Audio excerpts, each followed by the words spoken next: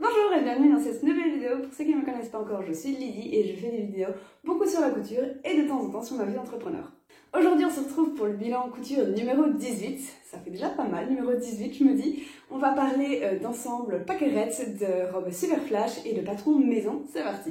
J'ai 7 ou 8, ça dépend comment vous comptez, coutures dont je veux vous parler aujourd'hui. Je vais essayer de ne pas être trop longue, mais après voilà, c'est un bilan couture, donc prenez votre petit thé, votre petit café, ce que vous voulez, posez-vous. La première couture que j'ai faite du coup depuis mon dernier bilan couture, le numéro 17, c'est le patron I Am Naos. Alors je l'avais déjà fait dans un polyester satiné et ici du coup j'ai repris une autre chute de tissu et j'ai refait ce petit top parce qu'en fait il est tout simplement pratique pour aller avec tout, il est rapide à faire et il ne demande pas beaucoup de tissu. Du coup j'avais une chute de tissu dans un, je pense que c'est un polyester noir tout satiné et j'en ai fait un I Am Naos, donc du site de patronage I Am Pattern, qui a fait une collaboration avec, comment il s'appelle, Marie-Claire Idé. Donc en gros, il faut être abonné à Marie-Claire Idé pour avoir accès à ce patron. C'est un peu chiant, mais le patron est super cool. Si jamais vous savez un petit peu patronner, il y a moyen de le refaire soi-même, c'est pas très compliqué. Mais tout ça pour vous dire que ce petit patron, il est vachement chouette, je l'aime beaucoup.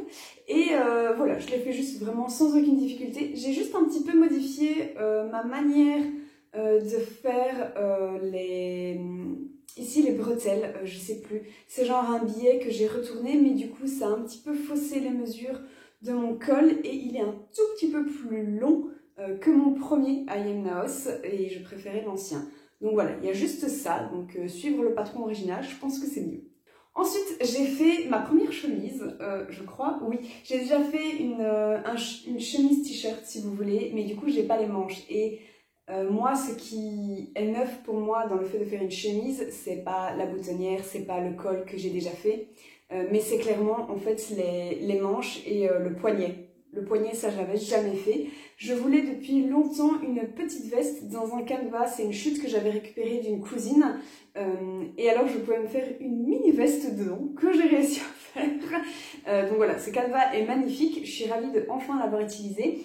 Et du coup le patron, j'ai utilisé le patron gratuit de la chemise du site fabricstore.com. Je vous mettrai tous les liens que je peux dans la barre d'information. Donc c'est une chemise assez facile à réaliser. Franchement, elle est bien expliquée. Une fois que vous avez trouvé tous les liens entre le tuto de faire la chemise, le lien pour faire la chemise et les images pour la faire, une fois que vous avez les trois liens ouverts sur votre ordi, c'est bon, vous pouvez faire la chemise. C'est un peu chiant au début, mais ça passe après.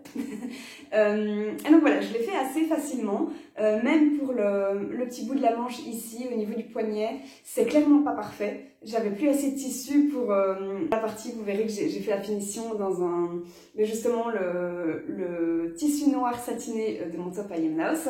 Et donc c'est clairement pas parfait, mais pour une première fois, je suis quand même assez contente.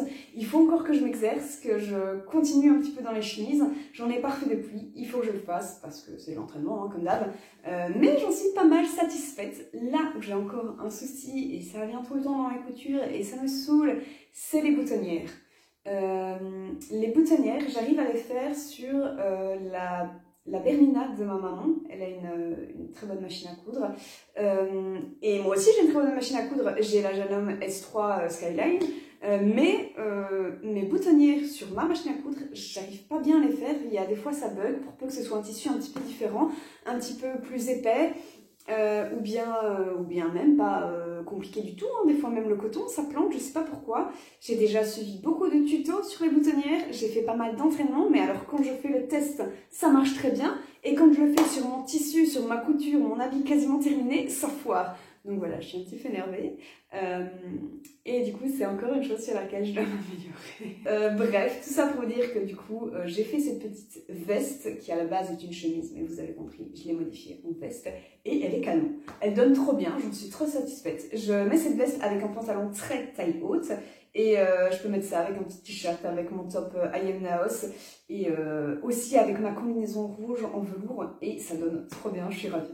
Ensuite, un projet que j'avais déjà fait et que j'ai refait avec plaisir, c'est la banane du magazine Burda Accessoires hors série, je crois que c'est 2019. Je sais pas si c'est possible de retrouver ce magazine, je ne pense pas, mais je vous lance quand même l'info comme ça. C'est en fait, voilà, la banane. Mon papa, en fait, je lui avais fait cette banane pour, je crois que c'était son anniversaire ou bien une fête de père, je sais plus, parce qu'il me disait que c'est un accessoire qu'il utiliserait encore bien. Du coup, je lui avais fait la banane et il a trouvé ça génial, mais il la trouvait un petit peu petite. C'est vrai que Burda, pour le coup, a été assez... et du coup, il avait du mal à y rentrer son portefeuille, plus ses lunettes, plus son smartphone, parce que c'est tout ce dont il a besoin. Ah, et ses clés. Et genre, les tirettes étaient un petit peu étroites pour y passer tout ça. Il y arrivait, mais là, sa banane, elle a genre 1 an et demi, 2 ans, elle a clairement bien vécu, et du coup, je lui en ai refait une pour son anniversaire, et je l'ai agrandie de 2 cm, je pense, partout. Et du coup, voilà, maintenant, elle est plus large, et il en est ravi.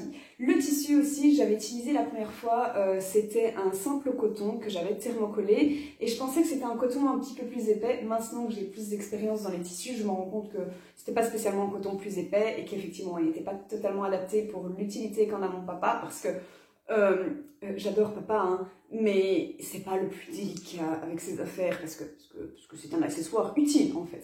Et du coup là, voilà, j'ai pris mes devants et j'ai fait clairement dans des tissus plus épais. C'est du rideau, donc réutilisation de tissu, il adore. Et là ça va être résistant, donc on l'a essayé et tout, ça lui va super bien, il est trop content. Ensuite, le 4e projet que j'ai fait, c'est une petite robe que j'avais déjà fait l'année dernière. En fait, c'est une robe que j'ai faite sur base d'un patron gratuit d'un top que j'ai trouvé sur Pinterest. Donc je vous mettrai la référence dans la barre d'information. Et j'ai tout simplement allongé ce top tout simple, franchement il sont de temps en 3 mouvements. Je l'ai allongé pour me faire, vous savez, la petite robe d'été toute légère qu'on porte dès qu'il fait méga chaud et qui est très confortable parce que un petit peu loose, juste des petites bretelles ici qui sont en fait un biais. Et voilà, j'aime énormément cette robe. À chaque fois que je l'ai faite, donc 2 fois, je l'ai doublée parce que... je l'ai doublée, oui. Je l'ai doublée parce que... pour pas qu'on voit trop mes formes. Alors, pas que j'ai plein de formes, mais en fait, c'est simplement qu'on voit des fois un petit peu trop mon téton, enfin, je veux dire la texture, et ça me dérange. Ça me dérange pas tout le temps, mais là, sur cette petite robe d'été là, comme elle est vraiment déjà très légère, ça me dérange un peu. Et du coup, je l'ai doublée, donc cette fois-ci en viscose blanche, et par-dessus, j'ai mis une viscose qui s'appelle Pucci. Chose drôle parce que mon lapin s'appelle Pucci, c'est juste un gros hasard. Qui est du coup une viscose mais qui est magnifique pour l'été avec du rose fuchsia, du rose un petit peu plus rouge comme ça et du blanc et du rose pâle.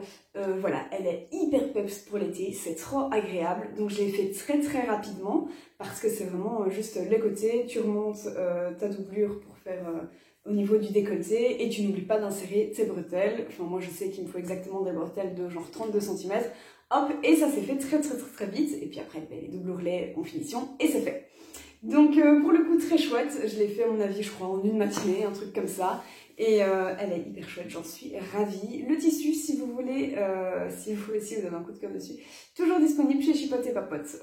Donc voilà, ici, il n'était pas très cher et vraiment trop agréable à porter. Ensuite, j'aurais aimé vous dire que le prochain projet était le pantalon Thelma de chez Caleco Edition, dont je vous parle depuis bien longtemps, que j'ai réussi à le terminer et que j'ai réussi à faire cette foutue braillette, et qu'il me va tip top et que franchement ce vert canard c'est magnifique sur moi, sauf que je me suis énervée de ouf et que j'ai pas réussi à faire cette putain de couture. Et je n'arrive pas à faire la braillette parce qu'en fait je pense que j'ai inversé un petit truc au début mais que j'ai également déjà coupé au niveau de la finition, c'est vraiment à l'entrejambe, donc je sais pas le changer. Ça foire déjà du coup tout le début de ma braillette. Je n'arrive pas à comprendre la logique, ça m'énerve vraiment de fou. J'ai essayé de me concentrer 3 fois sur ce projet, j'ai abandonné l'idée, c'est trop tard.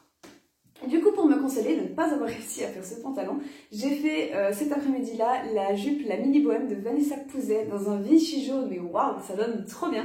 J'avais déjà fait la bohème de Vanessa Pouzet, version longue, que j'ai adorée, qui est très facile à coudre, encore plus quand on a une surjeteuse, parce que je peux faire en ourlet rouloté tous les volants. À la mini bohème, il y en a 2, donc vraiment ça me fait un gain de temps énorme. Et voilà, c'est juste très rapide à faire. Je n'ai qu'une boutonnière à faire sur le côté, donc a priori je vais pas me planter vu que j'ai pas 2 boutonnières qui doivent être les mêmes.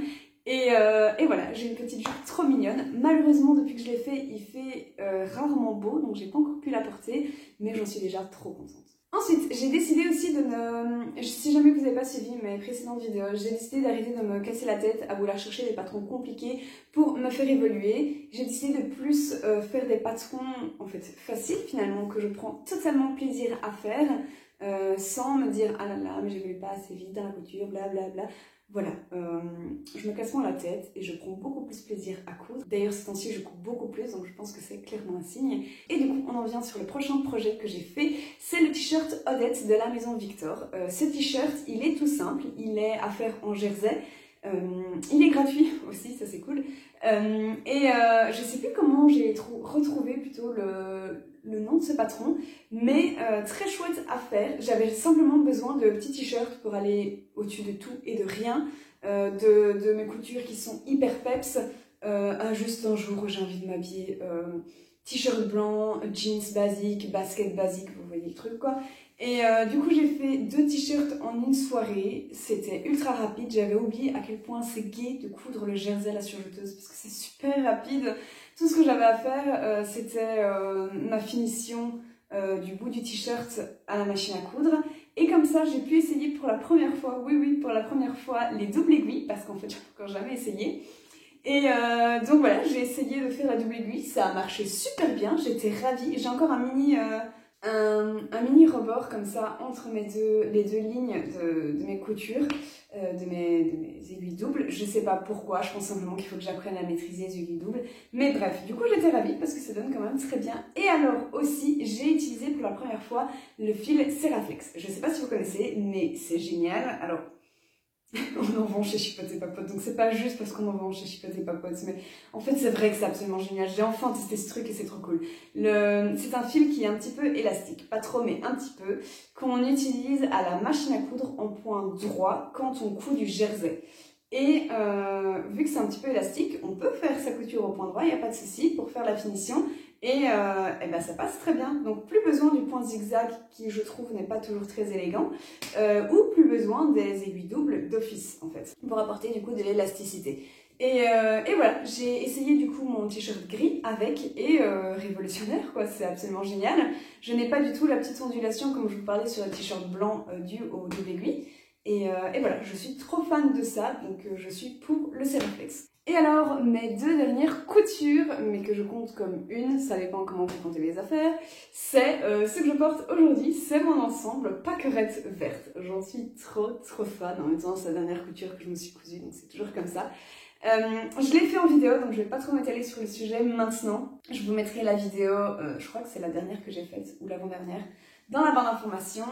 Mais en fait, je voulais faire un pantalon du magazine Mode et Travaux. Malheureusement, il n'est plus disponible. Depuis un moment, j'ai trouvé ce tissu sur tissunet.com, je crois. Et il était en réduction en fait. Il était en super réduction pour 2,50 m de tissu. Donc je l'ai acheté, j'ai pas hésité. Alors que je ne l'avais jamais acheté sur ce site, mais voilà. C'est un mélange entre coton et lin. Si je me souviens bien, il est extrêmement confortable, il est tout léger. Alors du coup, je m'en suis fait un pantalon long qui est vachement ample, mais resserré à la taille, donc ça donne très bien. Et avec, je me suis fait ce petit top à volant, qui est un patron que j'ai imaginé, et avec les manches retournées ici, et les deux ensemble vont trop bien. Alors ça fait, genre on peut pas me louper dans la rue parce que clairement je suis voyante. C'est très petite fleur verte, mais c'est un choix. Et alors j'ai une veste verte que je mets avec de temps en temps et j'adore le rendu. C'est hyper cool. Malheureusement, on ne saura pas retrouver le patron du pantalon, mais ça peut être une inspiration parce qu'il existe plein de patrons de pantalons de ce type sur la toile. De nouveau, en fait, c'était une couture facile à faire, c'est-à-dire que ce petit top, bon, c'est un patron maison, mais je pense qu'il est clairement de niveau débutant, et le pantalon était un niveau intermédiaire, mais clairement ça aurait pu être débutant plus. Donc voilà, de nouveau, je suis dans la couture facile, simplement pour le plaisir de coudre, pour pas me casser la tête. Voilà, ça me fait vraiment du bien de retourner sur une couture peut-être facile, ou bien c'est juste que moi maintenant je la trouve facile parce que je suis drillée sur ce niveau intermédiaire. Mais ça me va vraiment bien et contrairement à ce que je disais dans d'autres vidéos, je vous disais Instagram, c'était quoi ma vidéo Instagram détruit ma passion. Mais voilà, je me retrouve un petit peu dans ma passion et je me casse pas la tête sur les patrons que j'utilise, sur mon niveau éventuellement, ou bien sur les posts que je fais sur Instagram. Je m'en fous réellement, je fais juste ce qui me fait plaisir et ça marche super bien, je suis ravie.